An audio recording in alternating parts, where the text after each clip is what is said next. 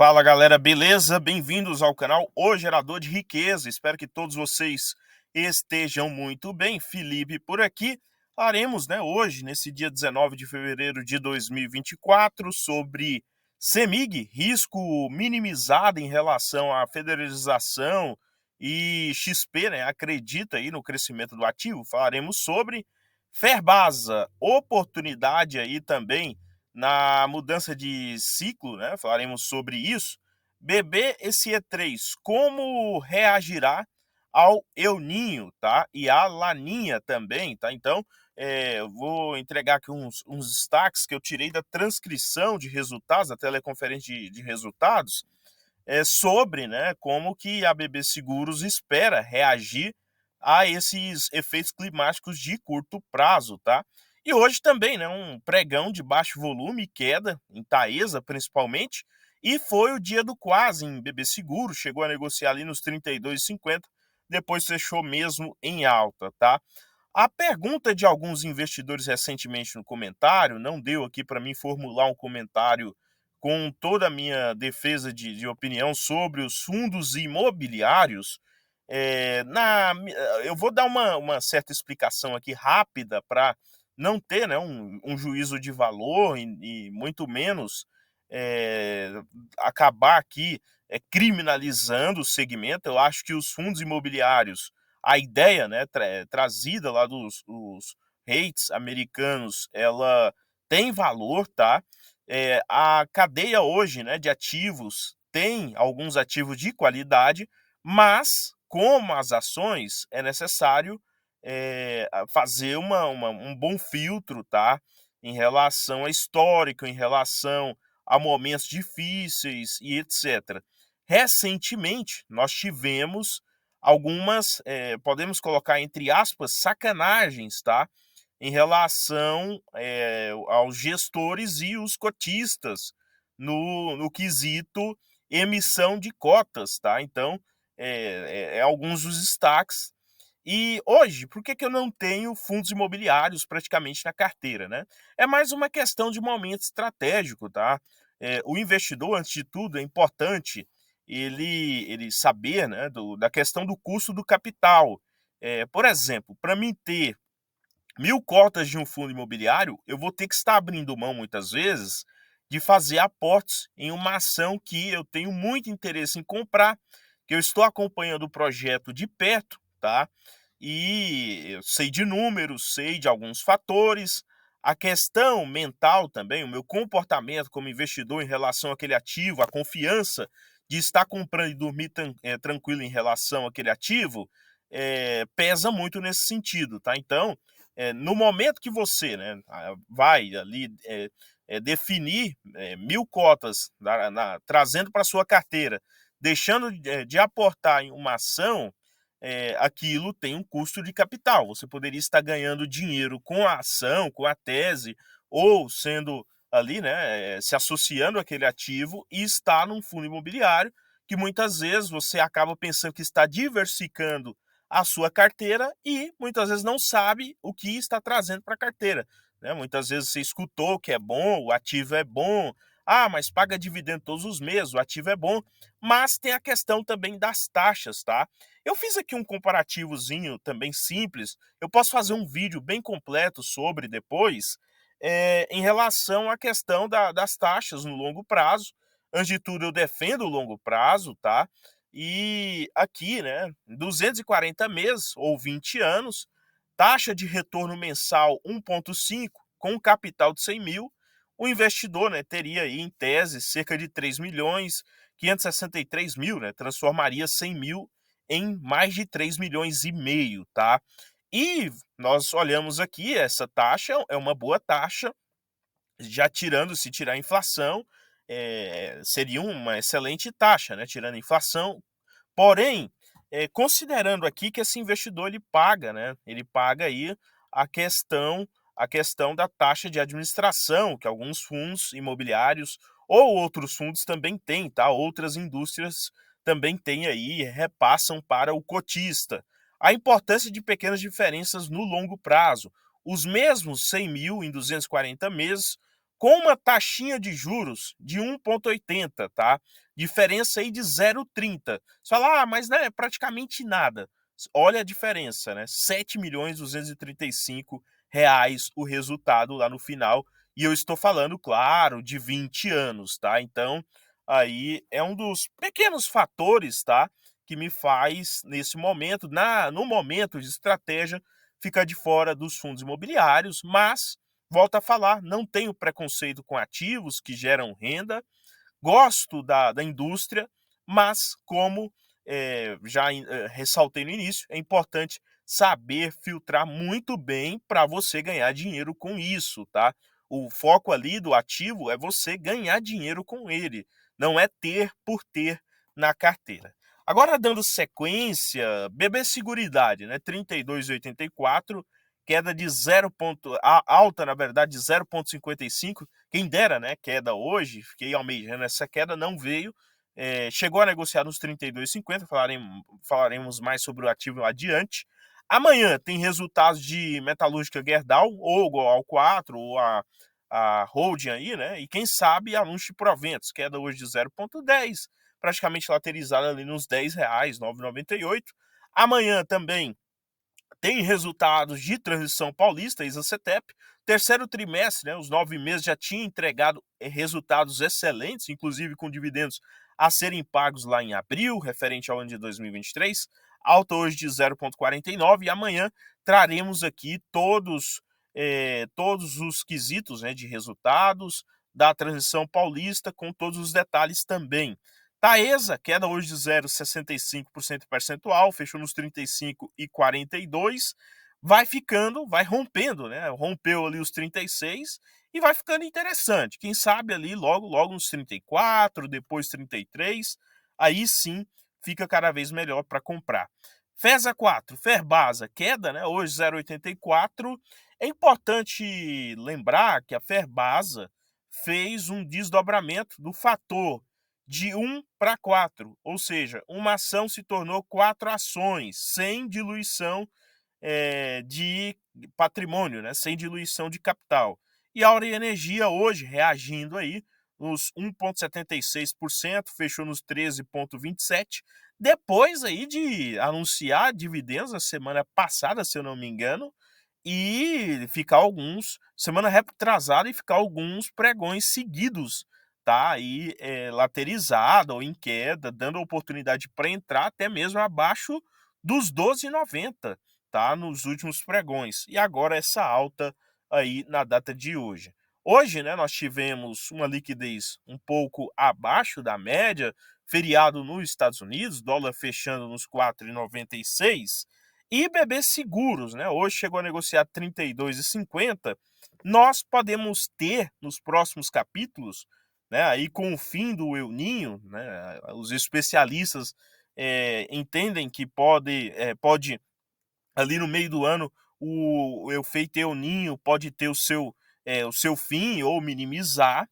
Nós já tivemos quebra de safra, né, agrícola durante esse período, e isso vai, né, intercalando nos resultados de BB Seguros, na medida de que hoje boa parte dos seus resultados são impactados, né, pela emissão e ganho de prêmios no segmento rural, além também da sinistralidade nesse segmento, tá? Então, onde BB Seguros é muito forte.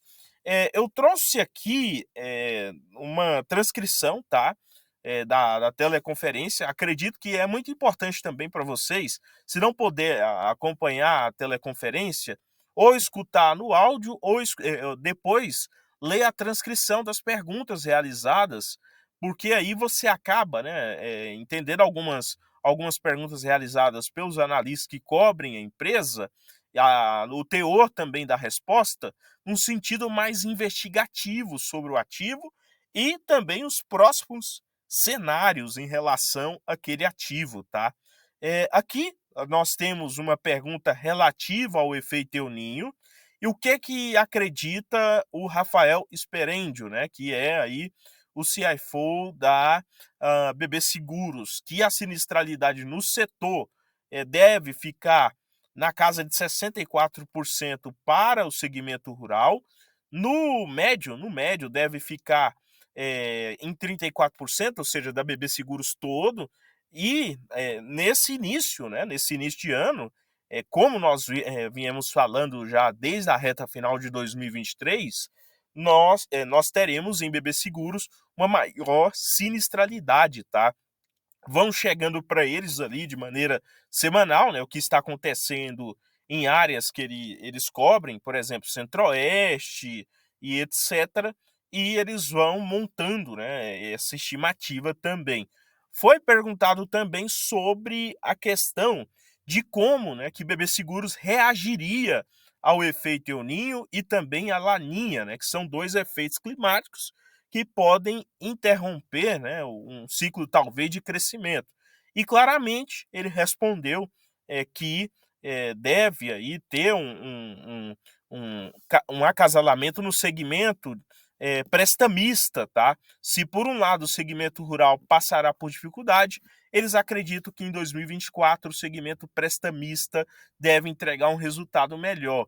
E outra pergunta realizada sobre o corte da taxa de juros, o impacto seria na ordem de 100 milhões para 2024.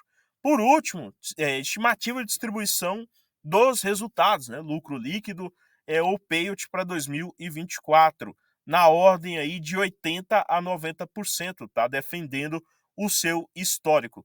Então, e claramente, né, esse ano, como ele responde aqui, foi marcado por 600 milhões em recompras. Logo, para 2024, provavelmente não teremos um programa de recompras tão grande. Ali em agosto, você teria esse dividendo por ação maior, tá? Então, acredito que ler a transcrição da teleconferência te coloca à frente também em relação à avaliação dos outros investidores, tá? Por último, CEMIG. CEMIG é aquela coisa, né? Poderia ser utilizada como parte no pagamento da dívida do governo de Minas Gerais com a União, sofrendo um processo de federalização no curto prazo. Quando a notícia saiu, o papel caiu. Itaú BBA recomendou venda e depois, né? Até agora nada andou praticamente, por mais que o estado de Minas Gerais ainda tenha o endividamento, mas parece ter esfriado mesmo.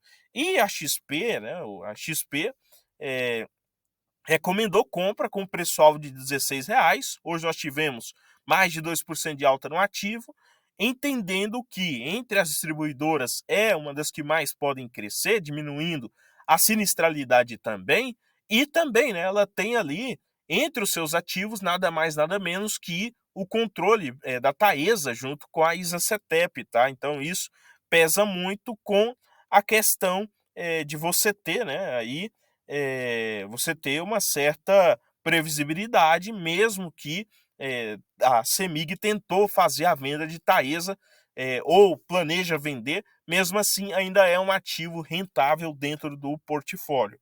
Hoje, CEMIG negocia um PL de 3,92 vezes. A questão do dividendo demorar para ser pago é uma questão histórica, mas ela é uma das empresas que mais entregou proventos nas últimas décadas, tá? Não está alavancada, negocia também aí próximo ao valor de patrimônio, 1,07 vezes o patrimônio, negocia abaixo o preço de faturamento, o preço, né, em relação ao que ela fatura, e negocia também com bons indicadores de rentabilidade para o setor, por exemplo, um ROI na casa de 27%. Então, é um ativo de certa qualidade respeitada, tá? Além disso, Ferbasa, FESA 4, é um dos ativos que eu gosto de acompanhar. Acredito que é daquelas, né, empresas cíclicas, porém, no longo prazo, a tendência é sempre entregar bons resultados, tá? Dentro ali da questão dos proventos, para quem leu, né, o livro A Trigonometria dos Investimentos, que fala sobre a Trigono Capital, que é uma das empresas que faz parte do portfólio da Trigono Capital, né, o fundo aí de small caps, eles defendem muito a tese, né, da Fundação José Carvalho, que foi o fundador da Ferbasa, e essa fundação, né, ela tem ali na Bahia várias escolas técnicas agrotécnicas e etc., agroindustriais também, mantidas pelos dividendos da Ferbasa, tá? Então acho que vale a pena o estudo aí de perto, para quem não estudou o case de Ferbasa, e é um dos papéis que fez desdobramento recentemente, ou seja, uma ação se tornou 4, mesmo assim caiu mais de 34% nos últimos pregões aí, nos últimos capítulos, tá? Olhando alguns indicadores, PL de 6,95, negocia 1,0 vezes o patrimônio, negocia 5,60 vezes o EV/EBITDA, negocia 1,28 vezes o que ela faturou. O investidor aí tem que ter cuidado, porque uma empresa cíclica, por exemplo, ela negocia aqui hoje a 5,6 vezes o EV/EBITDA. Se o preço das commodities que ela vende, né, ou a demanda cai, o que acontece? Esse EBITDA também cai, tá? E aí ela vai negociar 8, 7 vezes o EV/EBITDA. Se ela fatura menos, né, antes dos impostos e dos custos, ela também terá um lucro menor. Logo, o PL ficará maior nesse período, tá? Então, muito cuidado com isso. Mesmo assim, hoje, né, tem uma boa liquidez corrente, sempre negociou com uma liquidez corrente interessante, e hoje, né, o endividamento negativo são fatores para empresa cíclica que faz muita diferença, né? Ter caixa, ter patrimônio forte também, para poder, no período de recessão, se sair muito bem. Além de margens também interessantes. Nós vemos aqui que lá durante 2022, né, ela porrou no lucro por ação, né? Teve um lucro por ação altíssimo. Depois você tem recuos em 2023 e agora, 2024 também, tá? Você tem aqui também ela negociando com margem líquidas maiores em 2022, porém agora, né, você tem essa queda voltando para próximo da média, tá? Média 17%, ela já negociou a 36% de margem líquida, tá? E lá em 2016, quando, né, o período era de baixa no ciclo, o que você tinha? Você tinha ela negociando com 4% de margem líquida, mostrando claramente que era um período de baixa, que para mim é o melhor período para comprar. Se a empresa não vai quebrar e está no período de baixa, quando o preço virar, né, quando o preço virar para alta, que ela não controla no curto prazo, ela tende a entregar bons resultados. Mas nem tudo, nem sempre, né, você ganha no período aí com empresas cíclicas, tá? Nem sempre o óbvio acontece. Portanto, pessoal, esse é o vídeo, não representando uma compra ou venda de ativos. No mais, inscreva-se, compartilhe, curta, comente a sua opinião e depois, né, farei um vídeo aqui com mais detalhes sobre fundos imobiliários, alguns de qualidade, outros com red flags também para você ficar de fora, prestar atenção. No mais, desejo a todos bons aportes e até o próximo.